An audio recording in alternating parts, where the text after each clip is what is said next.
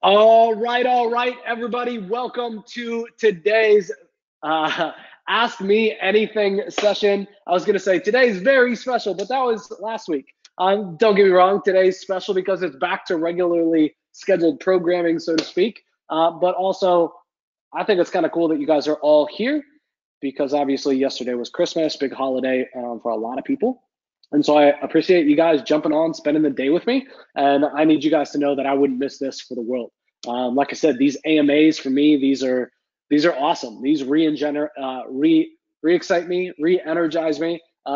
There's something that I could do literally every week, and it doesn't take away energy. It gives me energy. I might be tired leading up to this webinar and getting ready for it, right? But then as soon as I hit like go and start broadcast, it's like, yeah, we're finally here, right? And I will literally get off this call with more energy than when I started the call. So thank you guys for coming and joining me because you guys are the ones that give me that energy. So first and foremost, before we get started today, thank you very much. I appreciate you being here. And I hope that you had a great holiday and I hope that you're going to have a great end of your year as we push on into 2019. So we're going to, without further ado, like usual, folks, we're going to jump right in. There's nothing to buy on these webinars. There's nothing for me to sell on these webinars. The entire reason that I'm here is just to provide you with value each and every Wednesday on our AMA. So first question that we got here is from Kevin. Kevin Lynn asks, do you like or recommend the rank and rent business model for local SEO? And Kevin, the answer is hell no. And I don't like it for multiple reasons, all right? And I wanted to be really real with you. As a local marketer myself, I don't like selling it. I don't like pitching it, right? Why? Because the ROI is invisible, right? There's no proof, right? And there's no responsibility on my end, and there's no responsibility on your end, right? Like, and by your end, I mean your prospect's end. It's just like, yeah, this ranks on Google for this keyword or that keyword, but at the end of the day, you're not tracking whether it's bringing the business owner any real value. Is it bringing phone calls? Is it getting form submits? Like, those are the things that we should be tracking and that we should be showing to our clients to say, like, we're doing a bang up freaking job for you. Check it out here, right? With rank and rent, the attitude is like, I've already done the work. Here it's ranking, Mr. Prospect. Why don't you lease it from me for a flat monthly fee? I just think it's confusing for the prospect. I think it's confusing for them. And I think at the end of the day, I think it's not the best deal for you either. If you really can rank and get rankings on the first page of Google, right? Which isn't that hard, especially in local. If you follow digital triggers, you guys can all freaking do it. You just got to implement, get off your ass and do it, right? There shouldn't be a question whether or not you should do it. But I think that the compensation model for you sucks as well. So it's like, okay, I get it up, I get it ranked, and then if I put more work into it, if I get it to bring in more phone calls or I get it to bring in more form fills, right? I get it to go from 10 contact inquiries a month to 30, or I get it to go from 5 phone calls a month to 45 phone calls a month. You don't get any more revenue. You don't get any more business. For me, that's kind of a messed up mindset. I believe if you're going to charge a premium and you're going to make a premium in this industry, right? You're going to sell higher ticket type of core offer monthly recurring services that you got to be able to drive value, which to me is all about driving business and revenue. And you got to be able to show your customer. So for me, fundamentally, the rank and rent business model is flawed for local SEO. Does that make sense to everybody? Any questions on that real quick? I want to make sure that I really pounded this one home because this business model like literally irritates the shit out of me. Like I freaking hate it. I hate it. If you can't tell, I hate the rank and rent business model. Give me one if that makes sense. Why I don't like it and why you should probably steer clear as well. All right, 1, yep, good answer. Yep, I was wondering about that. Okay, thank you. Yeah, okay, great.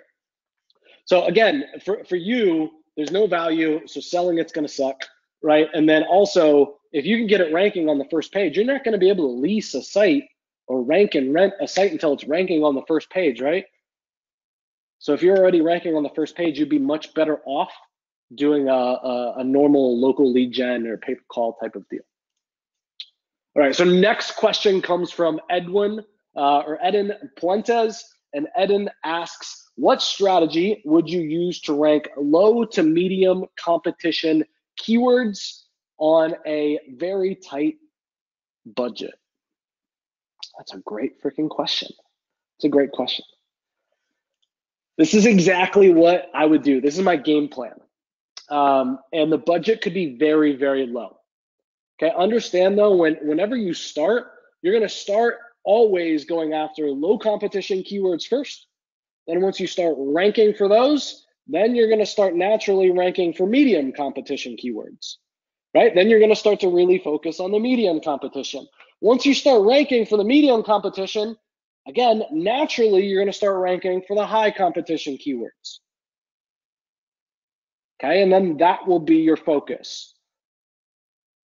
Okay, think of it like a mountain, right? Low competition's here, medium's here, highs here. You don't just get to start climbing the mountain at the rooftop, right? You're not gonna overnight, right, for the most competitive, most lucrative, right, broadest, most highest search volume keywords overnight.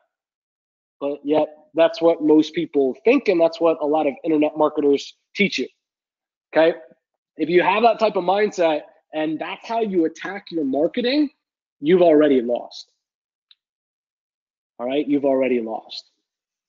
So you want to aim for low competition keywords, okay? Then move to medium and then to high, all right?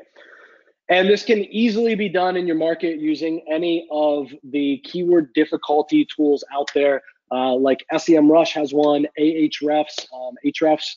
I don't even know how you say that. Some people say Ahrefs, some people call it Ahrefs. Either way, I use it. It's a great tool. It's a little bit on the spendier side, but it's really like 5 or 6 tools kind of all combined into one. So I would use the keyword difficulty from Ahrefs, or use it for a trial, do your keyword research, and then leave, right? But all you got to do is figure out what's kind of the spread in terms of keyword difficulty, right? What's the low, what's the high, okay? And then just naturally put them into 3 buckets by segments, right? It doesn't get less complex than that, right? If you're thinking past that, you're overcomplicating the shit out of keyword research, right? And what keywords to focus on, right? Next up, I would definitely start all of my link building with a Google My Business page. Okay, then I would follow it up with citations. And again, guys, I don't care if the site is local or not local. I don't care if it's e-com. I don't care if it's info market product.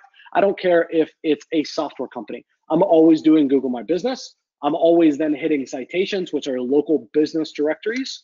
Okay, because this is low-hanging fruit. This is the easy shit. Okay, next I'm hitting social profiles, web 2.0s, and blog comments. Okay, I would consider all of these quote unquote pillow links. Okay, these are links that you're gonna get that probably aren't going to be links with a specific anchor text, right? They're not gonna have your money keyword phrases in them. And when you're trying to rank in Google, right, and you're building all these pillow links or foundation links, you're really not at the point where you should be putting your keywords in your links anyways. Okay, so don't get confused there. Up to this point, it's all branded company name and things like that for the anchor text. Once you are done with this, you should start ranking for your domain. You should start ranking for your domain name in Google. And you should start ranking automatically for some very long tail keyword phrases inside of Google. Once that happens, understand that Google is essentially giving you the green light. It's time to go. Okay, now it's time that you can start building finally some good keywords or some good links with keywords as the anchor text, and you're finally going to start seeing some big bumps in terms of rankings in Google, and AKA then preceding that, traffic coming from Google because you're ranking on the first page and in the top 3 or the top 5 of Google. Okay. So for your power links, your keyword optimized links, for the ones that you are able to put in the keyword that you want to rank for, right? When you're getting that backlink, those are going to really realistically come from guest posts and or sponsored posts. Since you said that you're tight on a budget, you're going to want to go with guest posts. Okay, guest posts, guess what? You need content to write. You write the content, come up with a great angle, come up with a great idea, right? Put in some sweat equity and then go pitch it to a blogger. Okay. One of my favorite groups of bloggers to pitch, and we pitch them all day, every day here at Digital Triggers, is mommy bloggers. Because you can make mommy bloggers relevant to almost any vertical out there. And mommy bloggers are some of the most underpaid and underutilized bloggers out there, right? And especially underutilized in terms of SEO. Okay, a lot of them aren't making a crazy income from their blog. Okay, you hit them up with some great content, right? They're gonna be like, yeah, sure, no problem. You hit them up and say, hey, I've got this piece of content and I'd like to sponsor it on your site. I'll pay you $50 to post it, right? They're like, yeah, I need the income. The post doesn't look bad. Yep, sure, I'll post it for you. Okay, so again, you kind of got two angles there, either guest post or sponsored post, or you could combine them. But again, if you have a very tight budget, I would just go with guest posts. Okay, you're gonna have to be more creative. The content's gonna have to be better. But hey, in this example, you're trying to put in that sweat equity and keep your overall budget down. And folks, at the end of the day, it really is that simple. If you're using a tool like Ahrefs, you're going to be able to see based upon specific keywords how many links you actually need to be able to rank them. Okay, and at low competition, it's going to be like 3, 5, 10 incoming links. Right? You should be able to write a guest post an hour, which means effectively, if you do the math, you work for 2 days, let's say, full time, and you should be able to rank for a keyword. Just setting some realistic expectations for you. Now, obviously, it's going to take longer for you to write it and send it to them and follow up and for them to post it and you to actually rank. But in terms of actual work time or work effort and then the end result, I think this is a very, very realistic example for you. I hope this finds you well. And if you need more training on getting guest post links, right, and getting sponsored post links, definitely check out a boatload of free training that we have over on this site at digitaltriggers.io.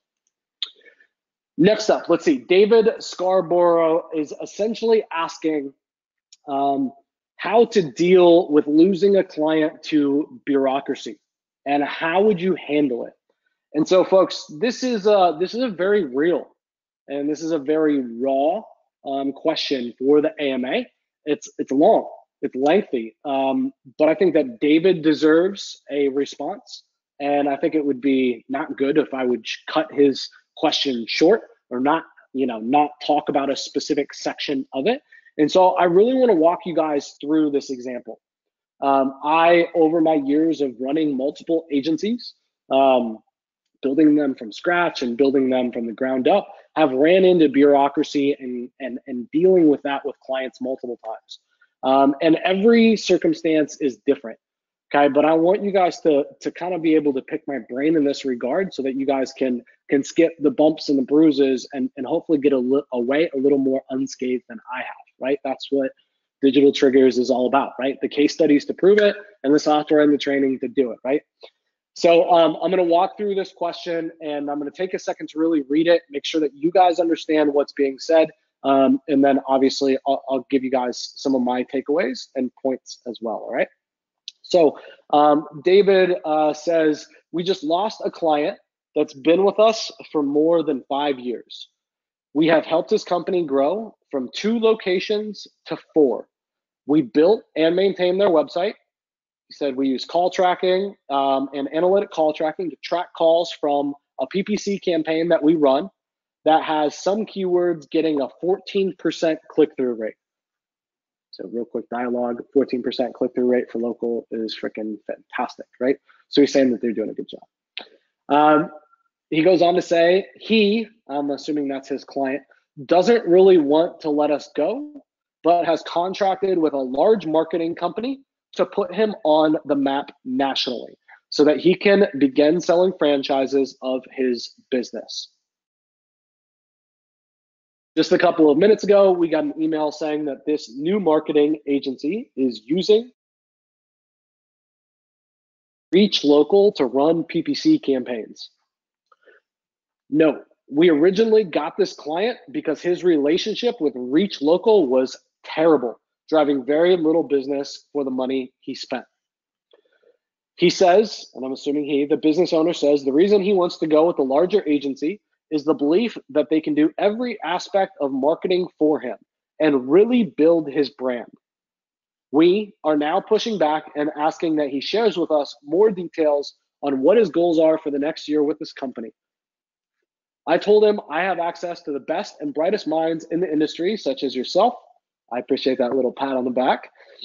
To go on and can get anything he needs done by the best available. So here is today's email from the business owner. I think at this point, we will let this go.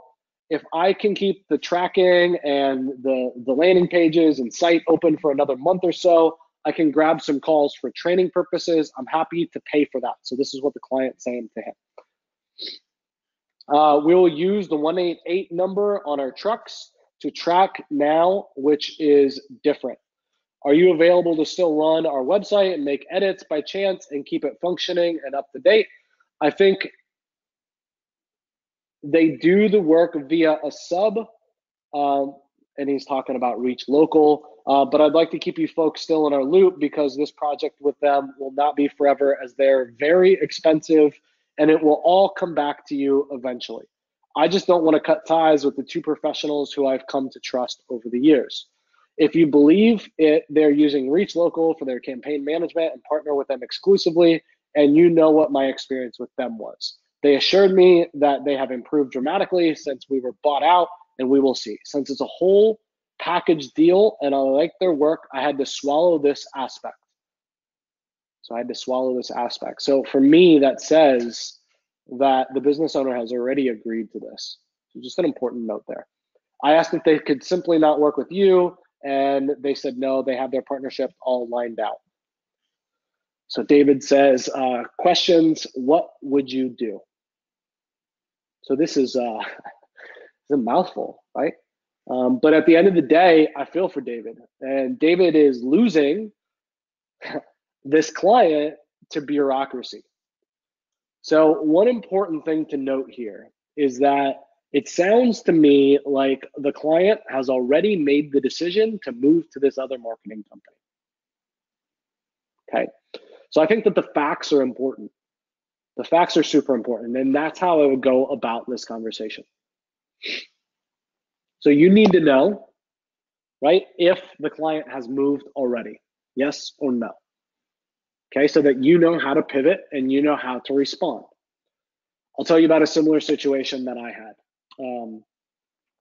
Working with a company earlier this year in 2018 as part of my agency. A client spending a whole lot of money that we have absolutely crushed it for. And a competitor came into the scene promising a lot.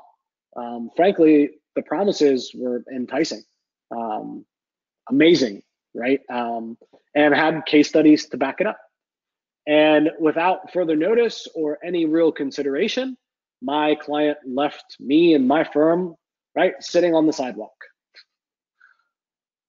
I thought that our relationship was better than that, right? I thought that I had, made them a whole lot of money, saved them a whole lot of money. And if, anything were to ever happen, right, that it would be more like, Joe, what do you think about this? Do you think that we can compete with it? How do you think that we should try it, right? And it would be more like they come to me as more like an advisor and ask for help. Instead, it was just basically like, this is what I'm doing. This is what I have to do. See you later. So I'll share with you guys what I did and how I got around it. Don't get me wrong, I was extremely pissed off, extremely upset. But at the end of the day, I had to look at the facts. And it took me a little bit to get past my anger, my frustration, right? What do you mean? This client just up and left. I freaking crushed it for them. My team's crushed it for them, right? They're paying us a whole lot of money, right? What am I going to do without that budget? Right? Am I going to have to let team members go? Definitely, 100%. And so after I got past the anger and I started to look at it really black and white, here's what I discovered. First and foremost, the client already signed the agreement. Okay, the deal was done. Okay, so I could either take it and just let them cancel, was option number one. Okay, say sayonara to, $25,000 a month, let's call it. Okay, and potential revenue for me from that client. Okay, number two, I could go after them legally because they were in a long-term agreement and this was against the agreement. Or I could, 3, come up with a better solution, right? I could come up with a way for us to continue to work together. And that's what I did, okay? So I came up with a better fish lure, so to speak, right? And I went back and I resold the customer, right? And they accepted. They didn't cancel the agreement, and now I got them for the rest of the term of the agreement, right? Which was like another, I don't know, let's call it 6 or 9 months, right? And since then, guess what? The contract has renewed, and I got them for another 12 months at, let's call it again, $25,000 a month. Okay, so number one, I understand that your emotions are going to get the best of you. They get the best of me in situations like that. Just try to keep your mouth shut, right? Take a day, sit on it, think about it. So number 2 is contractually, what do you have going on? And then number 3, what's the workaround? Okay, what's the workaround? So how can you go back to your customer? How can you get them to continue to work with you, right? And maybe a different aspect, okay? Maybe a little bit of a changed relationship. Maybe they can make a contingency, right, with that marketing company that they work in one location until they get their CPA to meet or beat your CPA, right? But there's options here. Don't just throw this thing away yet. I know that it's hard, and I'm sorry that I don't have like exact steps for you that I would take, but look at the facts. You got to look at the facts, okay? And you got to come up with a better angle to go back to them with, and you can still save this deal 100%. And at the end of the day, if you can't save the deal, you got to ask yourself if it's worth burning the bridge or not. And for me, I wasn't prepared to burn the bridge either. Right? I wanted it long-term because I knew long-term it would come back to me, right? Whether it was this company or the next company, somebody's going to fall on their face. They're going to eat it. And that client spends a lot of money on their marketing, and they're going to want the latest and greatest. And then who are they going to call? This guy. So David, I really, really hope this helps, man. I hope this provides some insight for you, maybe a little bit of clarity, and gets you thinking about a different way that you could potentially handle this with you and your client.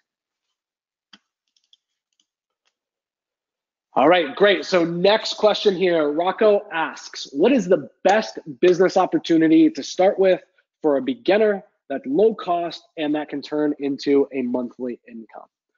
So how about a opportunity that you can start with for a beginner that has like almost no cost and that will turn into a monthly income? Let's turn that question around a little bit. So guys, I've talked about this on the AMA calls. I've talked about this over the years that you guys have been following me.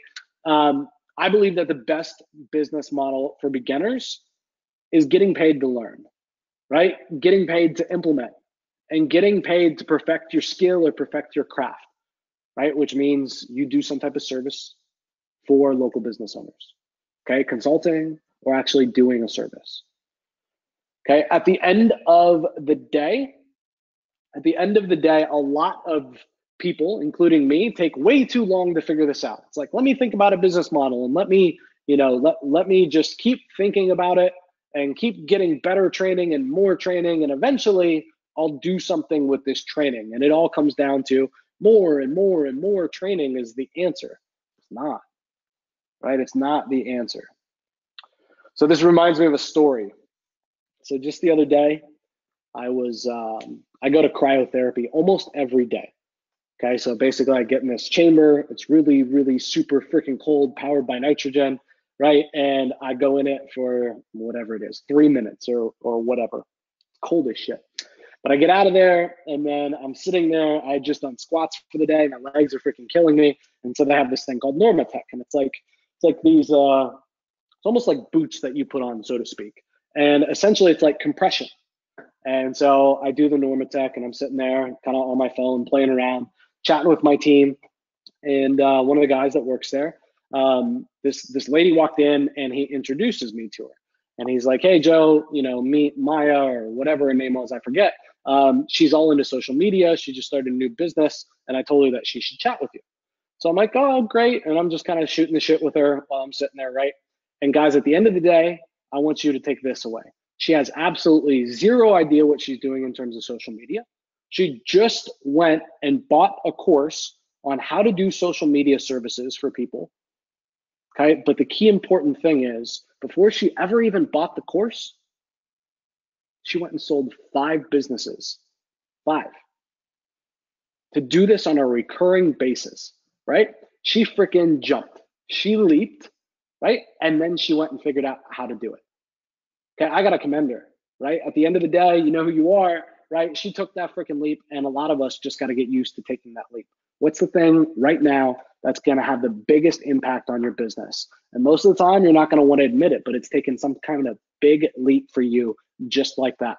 I encourage you, don't be a pussy. Okay, thou shall not be a pussy. Leap.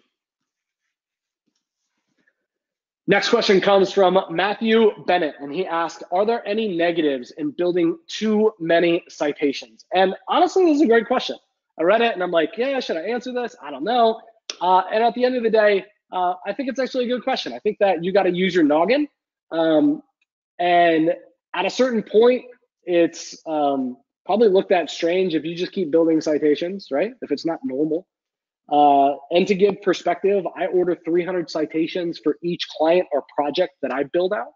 So if I'm going to go start marketing on a brand new domain, domain.com, right? I will go set up a GMB, and immediately after I get it set up, right, while I'm still waiting for the postcard, I'm going to go order 300 citations. Okay, so I do 300, but understand that not all 300 will get indexed. Okay, period, ever, end of story. Okay, some will get indexed but not stay indexed. Okay, so I just want to give you a little perspective in terms of what's even a potential number. Like maybe 150 get indexed ever and the other 150 don't. Okay, maybe it's more like 200. Okay, so just don't go crazy with it. I wouldn't do more than 300 if I were you, right? Do 300. But then the next thing that I would do is the ones that do get indexed and you can get indexed one time, I would stay on top of those and monthly do a citation audit and an indexing audit and try to see how many of those are still indexed and how many of those are still live, right? And put some effort into each and every month checking on that, okay? Because if you don't ever check on them again and you aren't actively trying to ensure that they're staying indexed, they're gonna drop off. And that list of, let's say, 200 citations got indexed is probably gonna be down to 50 in less than a year. Seriously. Okay, just by you doing a monthly audit, okay, that number could be 150, could be 175. Okay, and on digitaltriggers.io on the blog, we have a step-by-step process literally for you, as well as talking about how we get things to get indexed and how we get them to stay indexed. All right, so if you need that, that sounds good to you, go check that out, digitaltriggers.io. Next up, Joe Callan asks, if I'm somewhat introverted and are known to stutter or mush or mouth or talk too fast, how can I become good at sales? So I kind of just relabeled this as how to sell as an introvert. At the end of the day, sales comes down to a whole lot more than a good sales pitch, right? It comes down to really being a good listener. Being able to listen to people, being able to ask really good questions, being able to dive deeper. And frankly, at the end of the day, I believe that people that do that best are actually introverts, right? Not extroverts. Understand that in any sales pitch, any sales process as well, you shouldn't be winging it. Understand that there's a process, right? We use a process inside the mastermind, and we teach a sales process here at Digital Triggers, right? And the process high level goes like this, right? After we have a prospect agree that it's good for them to meet with us, right? When we're meeting with them, we first build rapport. We see if there's a fit. We then give our very quick elevator pitch, okay? We answer any rebuttals about the elevator pitch. And then last, we ask for the sale. Okay, most of the time is spent on this build rapport phase. Okay, and people that we've taught our sales process to, okay, that have done the best typically are introverts. So at the end of the day, follow a process. You shouldn't be winging it. Get better at that process. Okay. And think about your connections. When we go down this rabbit hole and we're talking about this, it's hard for me to get back, or I'm getting really irrelevant with the conversation. I need to stay back over here. Or when I was able to connect the ROI that they're getting from their other services and talk about our ROI or what they could get with other marketing systems, right? That's when the light bulb went off in the client's head. And that's why they said yes. When you make those synapses or those connections in your head, right? You're constantly getting better and better and better at that sales process and that sales quote unquote pitch, right? All of these items to me are part of that process, okay? You don't have to be some slick salesperson to do a consultative type of pitch like this. All right, next question. So Frank asks, with lead generation, how do you calculate how much you charge per call or per lead? All right, so if you're doing lead gen or pay-per-call, how do you calculate the cost per lead? All right, so I've answered this probably a dozen different times in different webinars and different trainings, and I think I kind of answered this on an AMA maybe 3 weeks ago, but not this exact question. So I want to take the time and actually go through this. And it's much like the previous question from the AMA, right? Understand that the price that you come up with, you shouldn't be winging it. It shouldn't be like, well, yeah, the client agreed to $62.50. Oh, yeah, the client agreed to $30. So we're going to go with $30. If you're winging it like that, you are asking for a problem.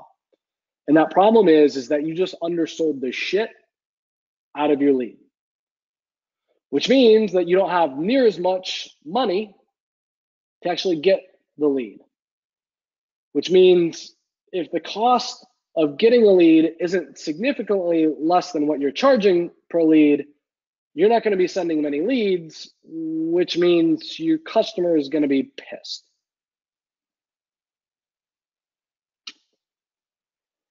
So unfortunately, I see way too many people jump into pay-per-call, jump into lead gen, have no idea what it's going to cost to generate a lead, but then they go sell it. And don't get me wrong, at least they got off their butt and they went and did something, right? But there is going to be a hard cost to generate that lead, okay? There is a process. That's the good news, right? But the bad news is that the process is really called experience, right? You get to understand that when you understand the market. When you've been in a niche, right? Let's say roofing, and you've been in it in Ohio, you've been in it in Florida, you've been in it in California, you've been in it in Montana. You have multiple clients to be able to judge. You're able to get an understanding of what an average cost per click is. You're able to get an understanding of what an average conversion rate is, right? Then you can start to come up with some estimates to hedge your bets and really be able to calculate the cost per lead. So this is a question, if you're in pay-per-call, that you should be asking yourself. But understand that there is no magical, mystical calculation. Some people like to say, oh, well, it's the cost per click that you get from Google AdWords, right, and their keyword tool, times this number. Bullshit. Google's keyword tool is fucking horrible. I'll show you keywords that say it costs 40 cents a click, right? Where I'm actually paying $6 a click. I'll show you keywords where it says it's $6 a click and I'm paying 60 cents a click. So if you're judging your formulation of how much a lead costs on the cost per click and you're getting it from Google's keyword tool without actually putting up ads, you're missing the fucking boat. And unfortunately, a lot of people in this space are teaching this bullshit fucking strategy. Okay? At the end of the day, my job is to help you not deal with all the bumps, bruises, scratches, and bullshit that I dealt with building my agencies. Okay? When you don't have the experience, right? And you understand now that you shouldn't be winging it, you should be doing what I call a market test. Okay, a market test is simple. A market test is easy. Your pitch, instead of saying, I'll charge you per call, your pitch now to the local business owner is, I will run this for free. Here are all the things that you're doing wrong, or here's all the things that you should be doing. You're not doing it. I'll run a market test for you. Okay, you pay Google Ads like you have been. I'll create a brand new account fixing all the problems that you aren't doing. I'll create landing pages. I'll do this, I'll do that, right? And come up with some issues that they have. And at the end of 30 days, we'll take all the data from our market test, we'll crunch that data, and we'll come back to you and we'll share it with you. We'll teach you what we've learned, okay? And together, Mr. Business Owner, you and I will come up with a pay per lead or a cost per call that moving forward makes sense to both you and to me.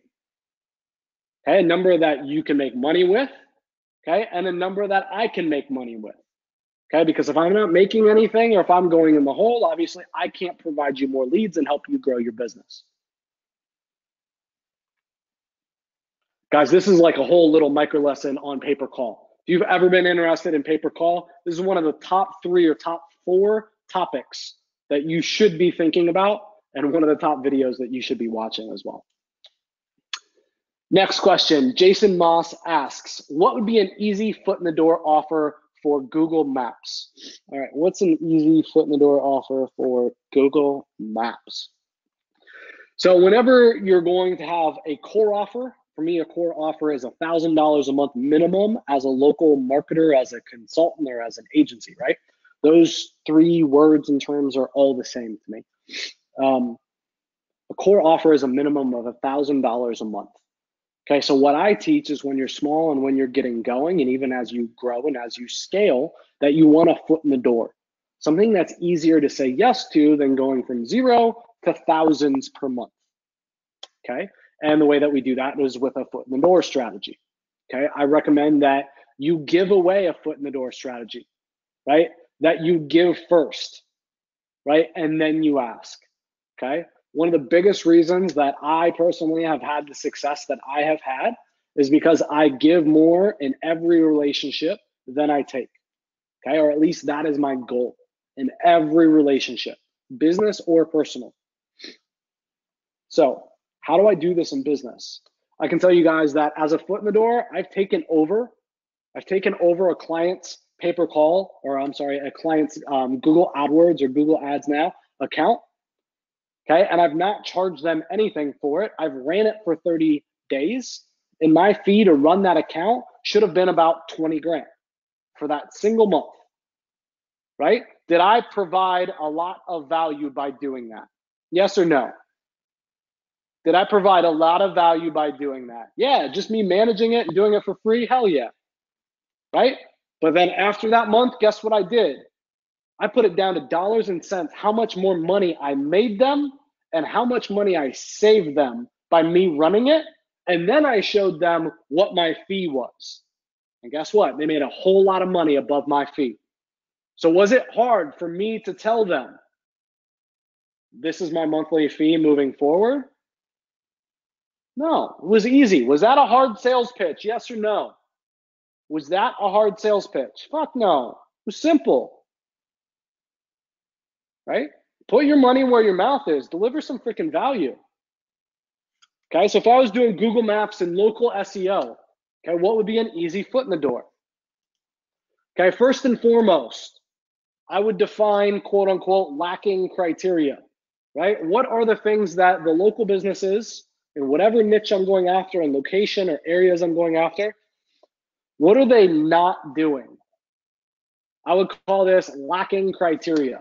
Right? What are the things that they have wrong or they haven't figured out yet that have to do with Google Maps and local SEO that I could fix pretty easily? Okay.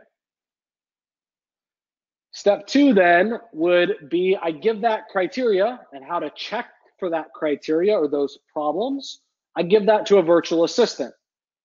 In this example, that virtual assistant is a list builder, right? Their job is to go find prospects. Right, so at the end of the day, they say, Joe, I found you 22 prospects in Atlanta, Georgia, that are in the roofing niche that have, all of them have at least one of these lacking criteria. Here's the business owner's names, and here's their emails. Give me a 2 if that makes sense. Yeah. Here are all the problems. Virtual assistant, right? Here's what I need you to do. Go find these problems, go find the people that have these issues. And then last but not least, I need to build an outreach template, whether it's LinkedIn, whether it's a direct mail piece, whether it's cold email, whether it's voice drops, right? All of them are basically the same, right? What you say is basically the same in all of those as well. You just have to take into consideration the medium. So different mediums, people expect a different response. Let me give you an example. If I sent you an email message, right? One of my long email messages, right? If I texted that to you, would that be appropriate? Yes or no? No, right? It'd be like 30 text messages, all jarbled and all, right, different lines, and it would be hard, right? That's what you got to think about when it comes to outreach, right? So you can have a template in terms of principles and a philosophy that you're going to follow. And I'll share one with you. Okay, but you got to humanize it as well, right? You got to think through it, right? What's the person on the other end going to think about this message? And specifically through this medium, right? You can't say the exact same word for word message, right? Via cold email and via the phone. It just doesn't work. Give me a 3 if that makes sense to everybody. If you're with me live right now, if that makes sense, give me a 3. Just got to make sure, right? Like there's some subtle differences, very subtle, right? You're not going to write 4 paragraphs and text it to somebody. You're also not going to leave a voicemail with 4 paragraphs because you've told the prospect everything. Why the fuck are they going to call you back? Right? They're going to be like, yeah, click. Not talking to that chick. Right? So there's some very subtle differences. Give me a 4 if you guys want me to really take this thing home. If you guys want me to define that lacking criteria, and if you guys want me to give you the outreach template. Yeah? I'm going to need a lot of 4s for those of you guys joining me live, and I will do it. No problem. All right. So here we go. Let's do this. All right. So define lacking criteria. Again, we're trying to get Google Maps and local SEO customers. Let's say that that's a service. We're going to charge at least $1,000 a month to do that for local businesses. You don't know how to do that? Follow Digital Triggers. It's got all the training that you need to be able to do that and for you to be able to freaking crush it, right? So define the lacking criteria. The Google My Business is not claimed. If you don't know how to see that, do a Google search. Google's your friend, right?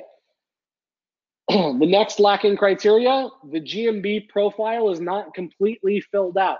What does that mean? You get X number of images, right? You get X number of categories. You get X number of information that you can put inside of your GMB listing. Don't know what that is? Go Google it, okay? Don't find the results that you're looking for on Google? Go set up a Google My Business account for your business, right? Go figure it out. Don't let that stop you. Okay, number 3, GMB, right? Google My Business images aren't geotagged. Okay, and issue number 4 is that they're not ranking in the top 3 for maps for specific keywords. Okay, so now we got 4 lacking criteria to give to our virtual assistant. And understand that it should go from the most specific at the top to the least specific at the bottom, right? Not ranking in Google Maps is a big problem, but it's not one thing that you can fix for them real quick, okay? Whereas very specific at the top, a Google My Business listing not being claimed, like for you to do that and that to be a foot in the door offer should take you less than 15 minutes to do for that. Can I get a 5 that makes sense?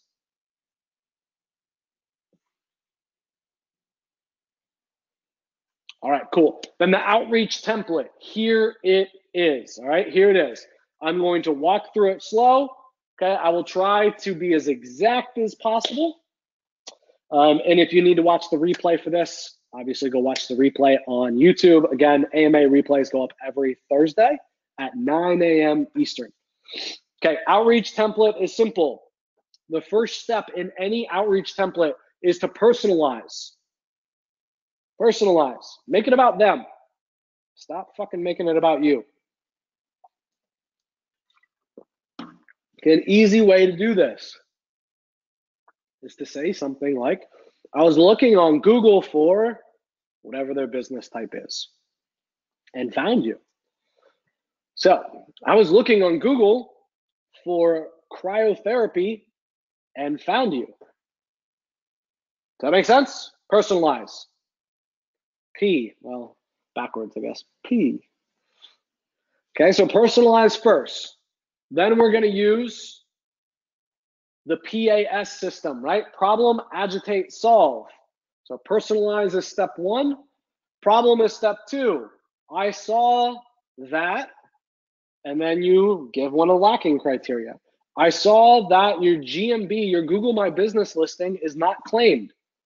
Here's a picture to show it. Right? I saw that your Google My Business listing is not completely filled out. Here's a picture to prove it. I saw that your Google My Business images are not geotagged. Here's a screenshot to prove it. Or, right, I saw that you're not ranking in Google Maps for this keyword phrase. Now, don't do all of them. Pick one. Okay. Everybody with me? Give me a 1 if you're with me still. Okay, so outreach template goes with personalize. Then we just covered problem. Okay, so PP. Next is agitate. I want to talk to them about the repercussions of the issue. Why is it an issue? Why should they care? Here's an example of one of my clients in cryotherapy that's completely optimized, and they get 66 phone calls a week from Google My Business. Is that going to make them care? Yeah. Okay. Show that Search Engine Journal said that one of the biggest criteria to ranking inside of Google My Business was that specific issue being solved. Okay. So you can use your own credibility, your own proof, or you can use borrowed in that Search Engine Journal example that I gave. Okay. The last thing to do is to solve the problem. Right? So personalize, state the problem, agitate the problem, solve the problem. Okay? So solving the problem is simple. I can do it for you. Tell them what call to action that you want them to make, right? What do you want them to do? Click here to book an appointment with me. Right? Click here to call me, respond to the email, whatever. I'd be happy to do it for you. So solve the problem. And then at the end, here's the thing. If you're going in cold, if you're doing cold email, you're doing cold voice drops, right? This isn't your list. You're sending to somebody on LinkedIn you've never freaking talked to before. If you're going cold in direct mail, if you're going in cold, quite simply, in my experience, you need to give a reason why at the end, right? To make it believable, right? A lot of the responses that you'll get back if you don't is, why would you do this? Or I don't believe you, or are you a scammer? Right? So nip that in the butt from the get-go, right? Give them a good reason why. A good reason why could be, right, like it's the end of the month and we're all finished with our client work and we're not starting, until the 1st with our current client roster. There you go. You could say that you're trying to expand into new territories, new cities, right? You could say that you're new to Pick the niche. You're new to cryotherapy, right? And you're trying to build out some case studies. You're trying to get some customers. You could be blunt and say, I'm not stupid. I know if I can help you, right? That long term, we'll work together and it'll make sense. Okay, give the reason why. Make it real. Guys, there you go. Here's a foot in the door offer for Google Maps. Easily grab you $1,500, $2,000 even, or even $1,000 a month recurring customers. Think about that. Price for the year, 12 grand to 24,000 a year with one client. So guys, that is it. That is the finale. Thank you guys for joining me on yet another freaking AMA session. As always, last call to action on this webinar, or two call to actions on this webinar, is to subscribe on YouTube. Okay, what's in it for you? That why, right? Just talked about the why. You got to give the why. Why should you subscribe on YouTube? Because every fucking Wednesday, I bring it on GoToMeeting. Okay, I bring it every Wednesday at 3 p.m. Eastern. Chances are you're going to miss some of the days, right? 3 p.m. Eastern, just it's not going to work. So subscribing on YouTube gives you a second chance, right? Hit that subscribe, hit the notification bell, and on Thursday, when the replay goes live, you're going to get the notification and be able to see me and my pretty face and be able to get all this freaking amazing content that we cover each and every Wednesday. All right. Next is ask a question for me to answer. Some of you guys are in some crazy niches. You got some crazy customers. You guys are doing some amazing things. Ask a question for me to answer here on this AMA. Okay. I'll give you an example. Who wants a $1,000 coaching session for $100 where I'll do a full SEO audit or PPC audit on your site or your client's site? How many of you guys would want that? Let me know in the chat right now. Give me a 2 in the chat. Al, Frankie, Roger, Carolyn. Guys, this is what I'm offering on the AMAs. I want to go deeper with you, okay? I want to do those site reviews. I want to do the pay-per-click audits, right? I want to do the SEO reviews. I want to be able to go deeper and not answer quite as many questions, okay? The content's been awesome. You guys have raved from the AMA content, but I want it to be even freaking better. Okay? I want to do real site reviews that you would pay me to do, but I'm going to do them all for you live here and for free so that everybody can get knowledge from them and so that everybody can benefit, not just me taking your money at the end of the day.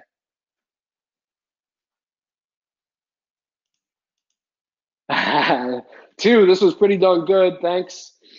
So guys, do me a favor. Subscribe to YouTube. Hit the notification bell, right? So that you can get the weekly freaking awesome daily even content from me at 9 a.m. Eastern. And then number 2, go ask a question. And give me a good one. Give me a freaking good one, right? Ask me to go review your SEO. Give me a login. Send me your rank tracking, right? Send me some shit. Let's bump up the quality of these AMAs to even another higher level. Look, I know that nobody does this shit for you guys on a weekly basis. I know that nobody comes on, right, the day after Christmas for free to give you guys a training, right, and to deliver what I deliver for you each and every week. And I want to take it to another level. I need your commitment to me to make that happen, all right? Help me, help you. Let's make it freaking happen. Have a freaking fantastic week. I got to go. I got a jet.